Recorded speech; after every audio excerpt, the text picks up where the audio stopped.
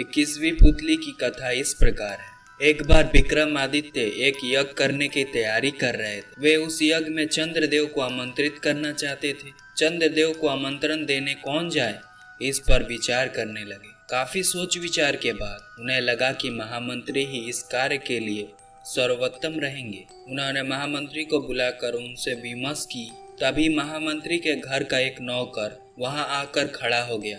महामंत्री ने उसे देखा तो समझ गए कि अवश्य कोई बहुत ही गंभीर बात है, अन्यथा वह नौकर उनके पास नहीं आता। उन्होंने राजा से क्षमा मांगी और नौकर से अलग जाकर कुछ पूछा। जब नौकर ने कुछ बताया तो उनका चेहरा उतर गया और वे राजा से विदा लेकर वहां से चले गए। महामंत्री के अचानक दुखी और चिंतित होकर चले जाने पर राजा को लगा कि अवश्य ही मंत्री को कोई कष्ट है। उन्होंने नौकर से उनके इस तरह जाने का कारण पूछा तो नौकर हिचकिचाया। जब राजा ने आदेश दिया तो वह हाथ जोड़कर बोला कि महामंत्री जी ने मुझे अपने सच्चाई नहीं बताने को कहा है। उन्होंने कहा था कि सच्चाई जानने के बाद राजा का ध्यान बढ़ जाएगा और जो यज्ञ होने वाला है उसमें बाधा प्रकट हो जाएगा। राजा ने कहा कि महामंत्री उनके बड़े ही स्वामी भक्त सेवक हैं और उनका भी कर्तव्य है कि उनके कष्ट का हर संभव निवारण करें। तब नौकर ने बताया कि महामंत्री जी की एकमात्र पुत्री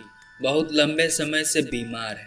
उन्होंने उसकी बीमारी एक से बढ़कर एक वैद्य को दिखाई, पर कोई भी चिकित्सा कारगर नहीं साबित हुआ। दुनिया की हर औषधि उसे दी गई, पर उसकी हालत बिगड़ती ही चली गई। अब उसकी हालत इतनी खराब हो चुकी है कि वह हिल डुल नहीं सकती और मरने जैसा सोए रहती है। विक्रमादित्य ने जब यह सुना तो व्याकुल हो गए। उन्होंने राजवैद्य को बुलाया और जानना चाहा कि उसने महामंत्री की पुत्री की चिकित्सा की है या नहीं। राजवैद्य ने कहा कि उसकी चिकित्सा केवल ख्वांग बूटी से की जा सकती है। दुनिया के अन्य कोई औषधि कारगर नहीं हो सकती। ख्वांग बूटी एक बहुत ही दुर्लभ औषधि है जिसे ढूंढकर लाने में कई महीने लग जाएंगे। राजा विक्रमादित्य ने यह सुनकर कहा, तुम्हें उस स्थान का पता है जहाँ यह बूटी मिलेगी?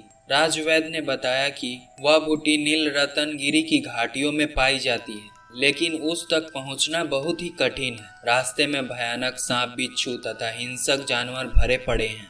राजा ने यह सुनकर उससे उस बूटी की पहचान बताने को कहा। राजवैद्य ने बताया कि वह पौधा आधा नीला आधा पीला फूल लिए होता है तथा उसकी पत्तियां लाजवंती के पत्तों की तरह स्पर्श से सिकुड़ जाती है। विक्रम यज्ञ की बात भूलकर ख्वाब बूटी की खोज में जाने का निर्णय कर बैठे।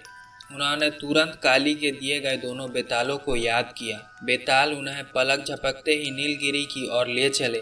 पहाड़ी पर उन्हें उतार कर बेताल अदृश्य हो गए। राजा घाटियों की ओर बढ़ने लगे। घाटियों में एकदम अंधेरा था, चारों ओर घने जंगल थे। राजा बढ़ते ही रहे। एकाएक उनके कानों में सिंह की दहाड़ पड़ी। वह संभल पाते इसके पहले ही सिंह ने उन पर आक्रमण कर दिया। राजा ने बिजली जैसी फुर्ती दिखाकर खुद को तो बचा लिया, मगर सिंह उनकी एक बांह को घायल करने में कामयाब हो गया। सिंह दोबारा जब उन पर झपटा तो उन्होंने भरपूर प्रहार से उनके प्राण ले लिए। उसे मारकर जब वह आगे बढ़े तो रास्ते पर सैकड़ों विषधर दिखे। विक्रम तनिक भी नहीं घबराए और उन्होंने पत्थरों की वर्षा करके सांपों को रास्ते से हटा दिया। उसके बाद वह आगे की ओर बढ़ चले। रास्ते में एक जगह इन्हें लगा कि वह हवा में तैर रहे हैं। ध्यान से देखने पर उन्हें एक दैत्यकार अजगर दिखा।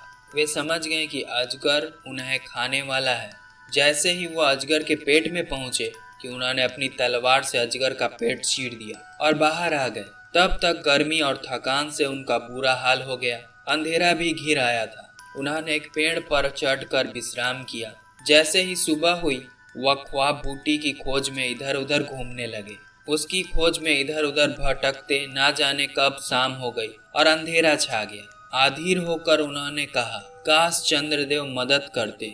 इतना कहना था कि मानो चमत्कार हो गया। घाटियों में दूध जैसी चांदनी फैल गई। अंधकार ना जाने कहाँ गायब हो गया। सारी चीजें ऐसी साफ दिखने लगी मानो दिन का उजाला हो। थोड़ी दूर बढ़ने पर ही उन्हें ऐसे पौधे की झाड़ी नजर आई जिस पर आधे नीले आधे पीले फूल लगे थे। उन्होंने पत्तियां छुई तो लाजवंती की तरह सिकुड़ गई। उन्हें संशय नहीं रहा।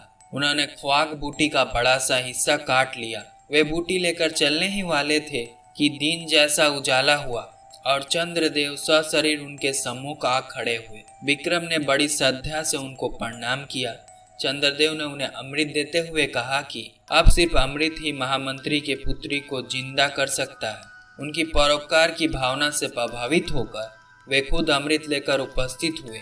उन्होंने जाते जाते विक्रम को समझाया कि उनके सशरीर यज्ञ में उपस्थित होने से विश्व के अन्य भाग में अंधकार फैल जाएगा, इसलिए वे उनसे अपने यज्ञ में उपस्थित होने की प्रार्थना नहीं करें।